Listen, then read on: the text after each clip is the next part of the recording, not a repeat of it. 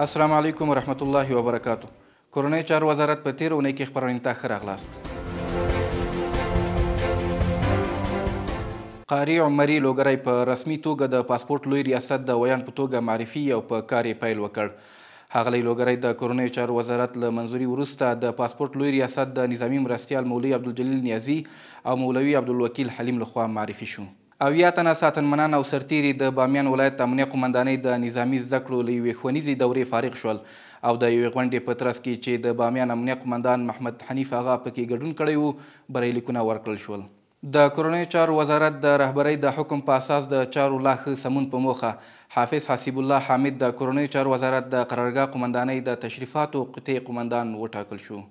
د سرپل ولایت مقام په وړاندیز او د کورنۍ چارو وزارت د مقام د تاییدۍ په بنسټ د سرپل ولایت سیاد، ګوسفندي، سوزمقله، الجهاد، الفتح او البدر ولسوالیو اداري واحدونو ودانۍ د 14 میلیونه افغانیو په ارزښت د 299 لمریزو تختو په وسیله چې 200 بټرۍ، سلګونه د برېښنا میټرونه او نور اړوند وسایل ورسره دي د لمریزې برېښنا په وسیله روښانه او ونښلول شو.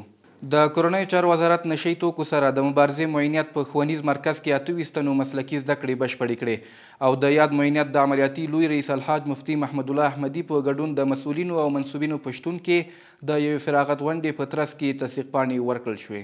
د بغلان نشي توکو سره د مبارزې پولیسو د پلخمري ښار په امنیتي کمربند کې د پلټونکي عملیات په مهال په یو موټر کې 43 کیلوګرامه چرس موندلي او یو تن یې په تړاو نیولی دی.